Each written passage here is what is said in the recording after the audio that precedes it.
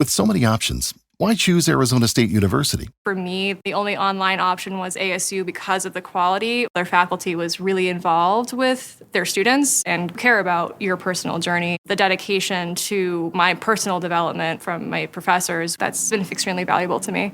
Earn your degree from the nation's most innovative university. Online. That's a degree better. Explore more than 300 undergraduate, graduate, and certificate programs at asuonline.asu.edu. Death. Just hearing that word, it could either wake you up or make you extremely uncomfortable. Death is inevitable. It's something that's both captivated and terrified humans throughout history. It's a universal equalizer. It happens at some point to everyone. In science, it's simple. Death is an irreversible stopping of your vital functions. In religion, it can mean several other things. Some people believe in reincarnation. What you'll come back as, it can be another person or sometimes an animal. Others may believe there's a full and everlasting afterlife, complete with the possibility of the grandest of heaven or the most horrid in hell. Or, if you don't believe in any of that, I guess someone or something just flips your off switch and there's no turning it back on. Your passage to any of those I mentioned also varies widely. Traditions that surround death and the passing of your soul, they can depend widely on your local cultures or religions. Being buried in a coffin, cremated, and your ashes held by a loved one, or strewn about a favorite place of yours. That's what's likely normal for you and me. What isn't normal in our cultures may sound odd to us, but completely normal somewhere else. In some villages in Tibet and Nepal, there's what's called a sky burial. That's where the body of a recently deceased person is perched on rocks on a mountaintop and left for birds to consume, which would allow for the spirit to be reborn. Whatever your beliefs on death are, it will happen to all of us at some point, but sometimes it will happen before it should have. In this episode, I'll be talking about incidents where death found someone too early. Welcome back to Music City 911.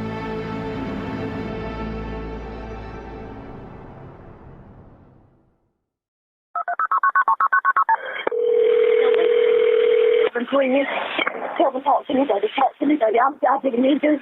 And we're an accident. 911, where's your emergency? Yes, man. Oh my God, there was me. I'm doing it all. My boyfriend, I'm so sorry. I just want to tell them it was an accident. Okay, wait. What's the address? What, baby? Breathe. What's the address?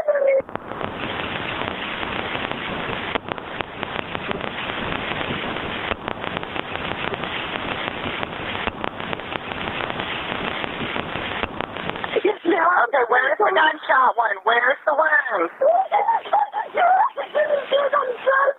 hold pressure to it. I need you to hold pressure on it, okay? Is he still breathing? Yes, ma'am, he is. Yes, ma'am, he is. Okay. Okay, what's your name?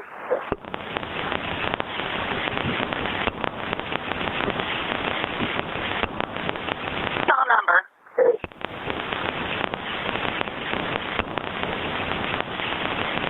Take a breath for me. Take a breath. My baby, my baby. I didn't do it. Please, ma'am. Please.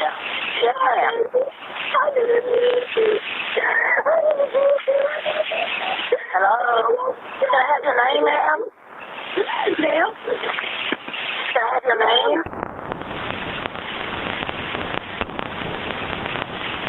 Are you holding pressure?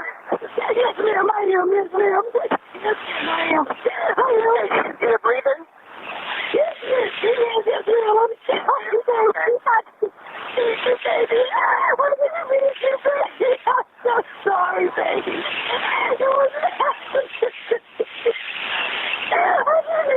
Baby.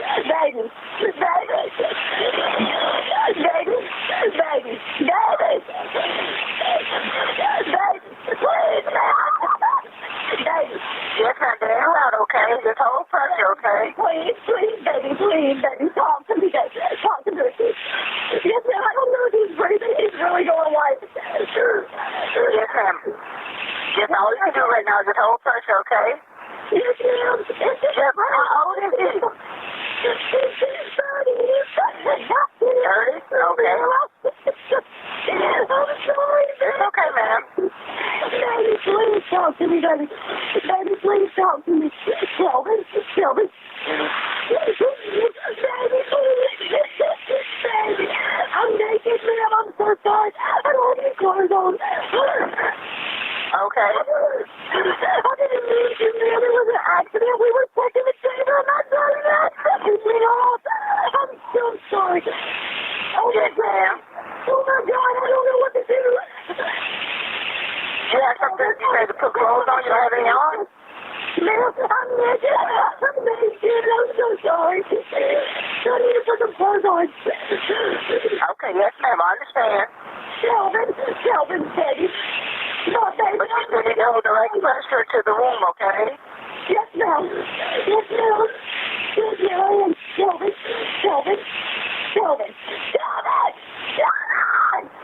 Kelvin, please. Kelvin.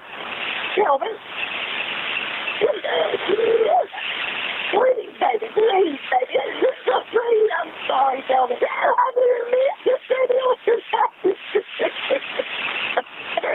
Please talk to me, Kelvin. Please talk to me, baby. Baby, can you see me? Hey, ma'am, someone's on scene, okay? Yes, ma'am. Where's the weapon? Yeah, I'll put it away. I don't even know where it's at right now. I just dropped it on. Okay. Yes, ma'am. I'll make sure you don't have it in your hand, okay? No, ma'am. I don't. No, ma'am. I don't even know where it's at right now. Okay, I'll see it, and I'll put it up, okay? It's away. It's on the dresser where officers and everybody can see it. Yes, ma'am. I'm so sorry. We were just stuck in the chamber, and I never put it up. I didn't mean to do my baby. Who's the father of my children? Please, God. Kelvin, baby. I need you to talk to me, baby. Please. Can you hear me? Say yes. Say yes, baby. Please talk to me, baby. Please, baby. I'm so sorry. I didn't mean to. I'm sorry, baby. I didn't mean to. I need officers. Like you. Yes, ma'am. Go ahead and open the door if you can, okay? Yes, ma'am. I'm in my house. Yes, ma'am. I understand. Try to grab a shirt or something and just open the door, okay? Yes, ma'am. It's a white truck and a silver 7 in the yard. Please. I'm sorry, baby. The white truck and a silver cruise? A dark gray cruise. Gotcha. A white Ford F-150. Please. Kelvin. Baby. 1, 2, 3, 4, 5, 6, 7, 8, 9.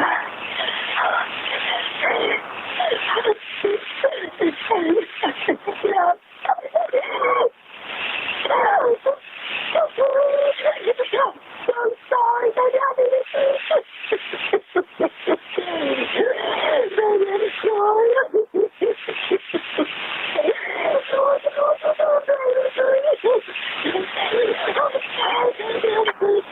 Could you go to the door right now? Yes, ma'am. I'm out there.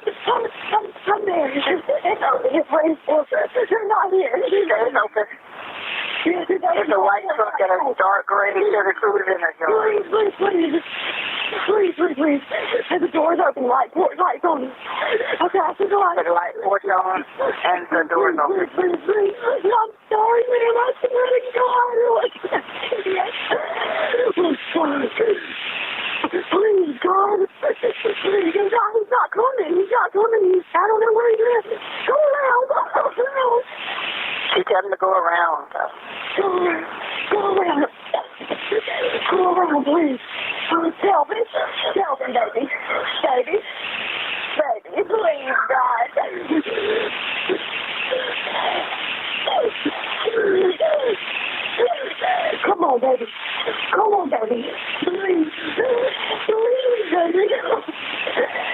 Are you on the second entrance closest to Store Mill Road, ma'am? Ma'am? Are you on the entrance closest to 25? Closer to 25. Yes, ma'am. Okay, look, yes, he's close to 25. White Ford Chevy, white Ford F-150 and a Chevy Cruze. And a Chevy Cruze. Yes, ma'am. Oh, please, I'm so sorry. I'm so sorry, baby. I didn't mean to. We were just looking at it and it just fucking went off. Fucking went off. Baby, please talk to me. Come here. I'm sorry. I'm so sorry. Okay, ma'am, go ahead and talk to the officer, okay? Okay.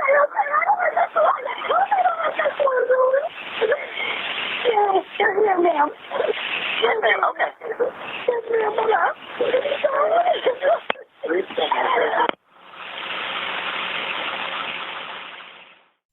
That call was placed less than a week ago on February 23rd to the Burke County Dispatch Center in Georgia, with the caller reporting an accidental shooting. The call was placed very early, at around 5:45 a.m., in the 800 block of 4 Points Road near Waynesboro.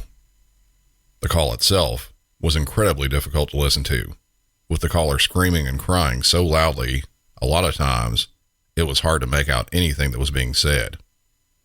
The recording, held on its own, was also pretty low quality, and their method of redacting info such as address and phone number simply was adding static.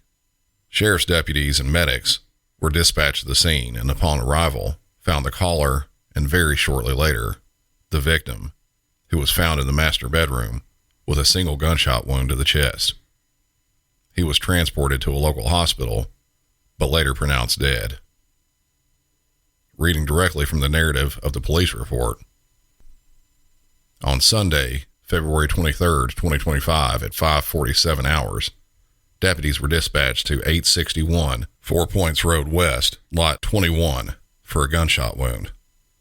Upon arrival, deputies observed Telvin D. Osborne, unresponsive on the floor with a gunshot wound to the upper chest. Deputies acted and began CPR until Burke County EMA Med Unit 7 arrived on the scene. The complainant/subject, Hannah Cobb, was observed applying pressure to the wound when deputies arrived on scene. She was escorted to a police vehicle while deputies secured the residence. Cobb stated that her and Osborne had been out all night and recently arrived home. Cobb advised that while checking her firearm, as they do every night, the firearm went off, striking Osborne in the chest. Cobb advised that she thought the handgun was on safe while she was manipulating the firearm.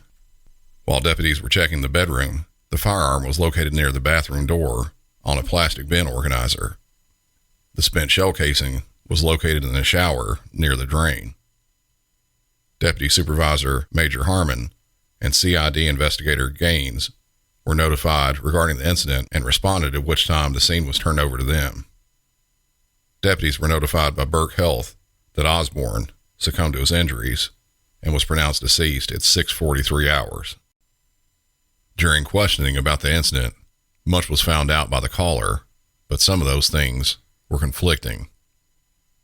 As said in a portion of that initial police report, she said that she was checking their gun as they do every night. One thing that immediately jumps out at me during something like that, if they check their guns nightly, they sound like they're likely responsible gun owners. But the outcome proves otherwise. For those of you out there that fall into the category of a responsible gun owner, you would know the 4 rules of gun safety. Summed up, point the gun in a safe direction, treat every gun as if it's loaded, finger off the trigger until you're ready to fire, and be sure of your target. If this was an accidental shooting, all 4 of those rules were broken. In other parts, Hannah stated that she was cleaning the gun and it went off. Even if that were the case, the rules of gun safety were all broken. A couple of things that made deputies and investigators question the circumstances even more. Alcohol was definitely involved. As stated by the caller, they had been out all night. That was likely being out for drinks, and a lot of them. Also, while quote-unquote cleaning or checking the gun, Hannah was naked. While that by itself is completely legal while in your own home, it's definitely not something that would be the norm. Further questioning investigations found some other key points of this. Back at the residence, where Hannah had claimed she was cleaning the gun, no evidence of the cleaning was found. When you would clean your gun, you would have things like a cleaning rod with patches and solvent or gun oil. None of that was found. Also, video has been found of Hannah dancing at a nightclub, possibly the night and early morning hours of the incident. I can't imagine going to a nightclub, drinking and dancing, and then coming home and deciding to clean a gun while naked. As the questioning has continued, it's been learned that there was an argument that broke out after arriving home. Pushing and shoving started, and sometime after that, the gun was produced. While the investigation is still ongoing, 25-year-old Hannah Cobb has been arrested and is being held at the Burke County Detention Center with the charge of involuntary manslaughter, but authorities are treating the investigation as a homicide, and the initial charge of manslaughter could easily be amended and upgraded. The victim, Telvin Osborne, Hannah's boyfriend and father of their children, was just 30 years old. 911, what's the exact location of your emergency? This is it 406 Fraser Court? 204. 204 Fraser Court. This is the Barclay House of Augusta. Repeat that address, please. It's 204 their court. And what was the name of the business? The Barclay House of Augusta. Okay, is there a room or apartment number? It's just a building, no ma'am. Oh, okay. Tell me exactly what happened. Oh, he walking. Ma'am? Yeah. One of my patients, he was in the hallway being very combative. He started to hit one of the CNAs. The CNA kind of moved out the way to get him from stopping to hit him, and he fell and bust. Like, his head has a big gash. He has a big skin tear on his arm. He's bleeding, so he needs to be sent out. Okay. Where does the paramedics need to come? Ma'am? Where do the paramedics need to come? Where do they need to come? Like, where are they coming to so you can direct them where to go? Usually we give them a room number. Oh, okay, sorry. So it's room 212. The resident is walking around. He's literally not at his room. He just got up off the floor. But it's room 212.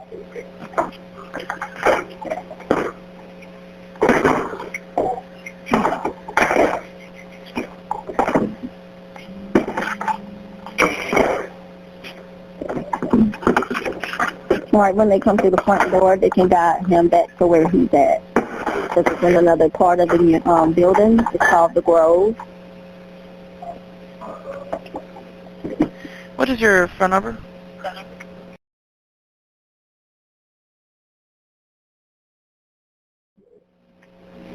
Are you with the patient now? Yes, ma'am. One of the CNAs are with the patient. Are you with him now, though? I'm sitting looking at him as well. Yes, ma'am, on my card. Okay. How old is he? Let me pull up his profile. Just plugged up my computer. Good. 1 second. Well, Melanie already had it pulled up. Let me go to her computer. Melanie, what's the age of the patient? Oh, never mind. Let me look at it. Give me an estimate. Ma'am?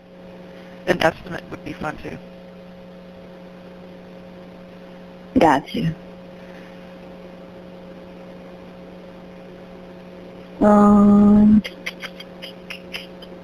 So his birthday, he's 82.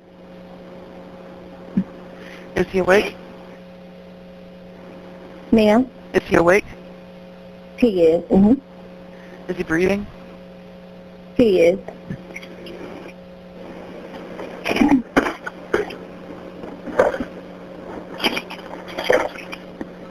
Is this call a result of evaluation by a nurse or doctor?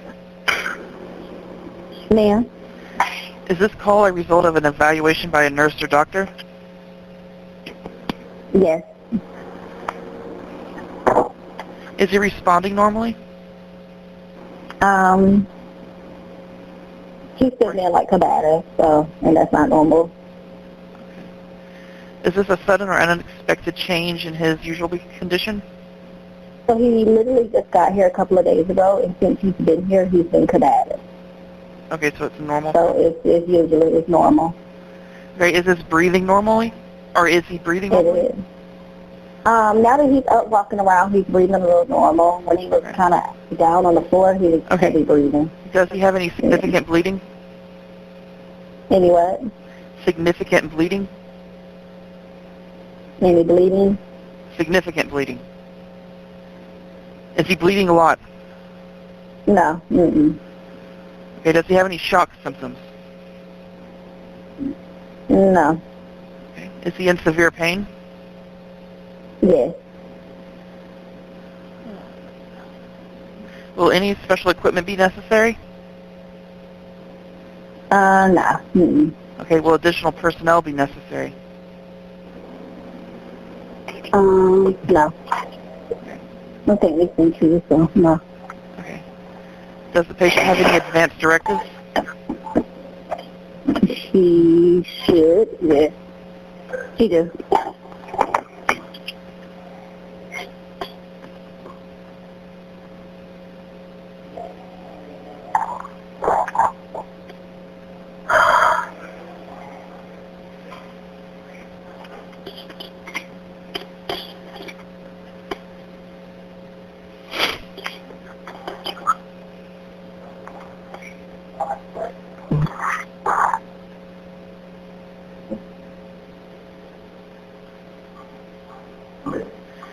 Okay. Okay, ma'am. Help is on the way as requested. If he gets worse anyway, please call us back immediately. What's his name? Thank you. Yes, ma'am. What's his name? His name is Mr.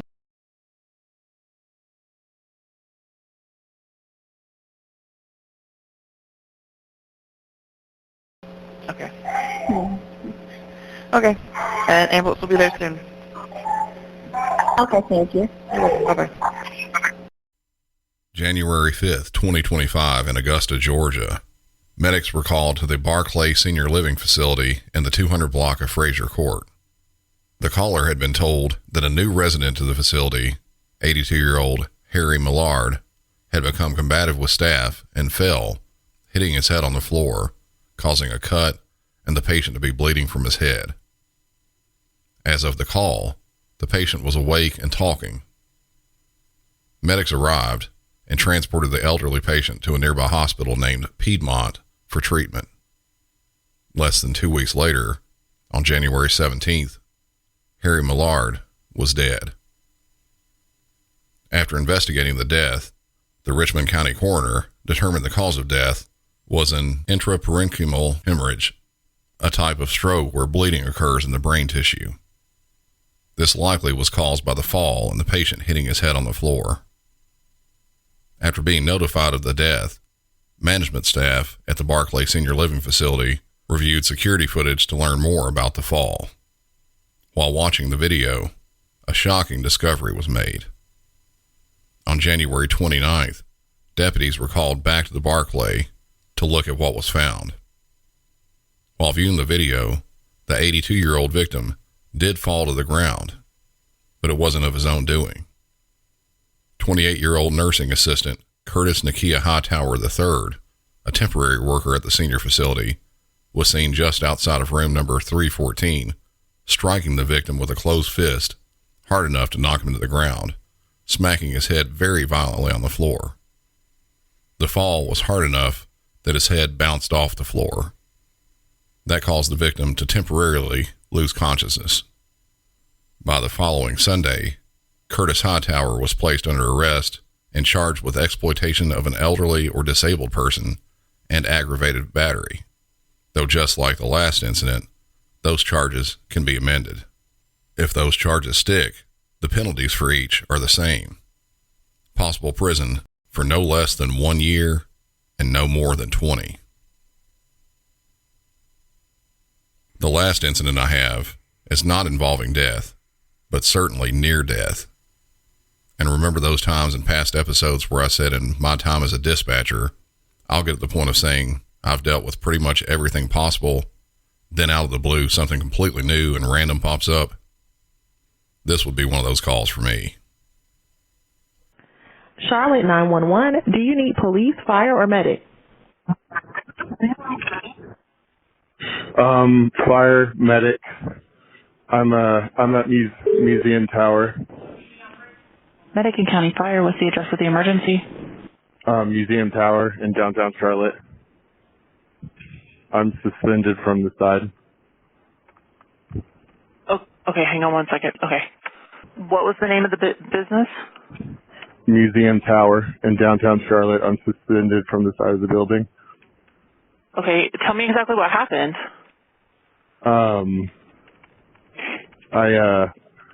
I'm suspended with a parachute right now. Okay, are you hurt? No, but if I fall, I will. Right. It's a lethal height. Okay, just stay on the phone with me. The Charlotte Fire Department's going to get online so they can give you some instructions. Okay, just stay with us. All right, thank you. Charlotte Fire Department, what's the address of the emergency? Hey, I have medic on the line. It's South Church Street. He's at the Museum Tower. Okay, what's going on there? He says he's suspended from the side of the building with a parachute. He's stuck. Okay, sir, I'm going to get some fire trucks to help you, okay? Okay, thank you. You're welcome. Are you doing okay? Are you hurt? No, but if I fall, it's a lethal height, so. Okay, I understand. Do you know what floor you're on? I know you're outside the building, but. So if you go to the entrance, like you're going to go to the valet parking, I'm above the valet parking. Okay. All right. I do have fire trucks being dispatched to you. Do you want me to stay on the phone with you? If you need to. Okay. I just want to make sure that you're okay. That's all. All right. Thank you. You're welcome. While the caller didn't directly specify how he got in the predicament he was in, I think there are only one or two, well, no, just one way you could be stuck on the side of a building hanging by a parachute. The call came in February 18th at around 12:45 a.m. in Charlotte, North Carolina. Charlotte Fire Department as well as local police responded and found the man dangling around 100 feet in the air on the side of the Museum Tower building on South Church Street. It took over an hour after the call was placed for fire crews to perform a high-angle rescue using a rope system they had to devise to reach the man from the roof of the building. The man, 31-year-old Diego Adame, was hoisted to the roof unharmed. He was immediately placed under arrest by police and charged with trespassing. It was determined he was trying to base jump off the roof of the building. Instead of floating away from the building, like it was supposed to, his parachute got mangled and stuck on the side of the building, preventing him from completing his descent. He sort of cheated death there. He got lucky. It was certainly a close call. That'll do it for this one. The top note of the week, Patreon. Current members are about to get a couple of extras. One, a bit of bonus content only available on Patreon, and the other, my telling of my own near-death experience from the past. If you want to hear about those, head over to patreon.com/MusicCity911 for past bonus content, as well as ad-free episodes. Feel free to give the show a 5-star rating and review on whatever podcast app you're listening on. And as always, tell someone you know about the show. Just tell them to go to MusicCity911.com or search for Music City 911 on any podcast app or YouTube. Until next time, for Music City 911, I'm Brandon, and y'all have a good one.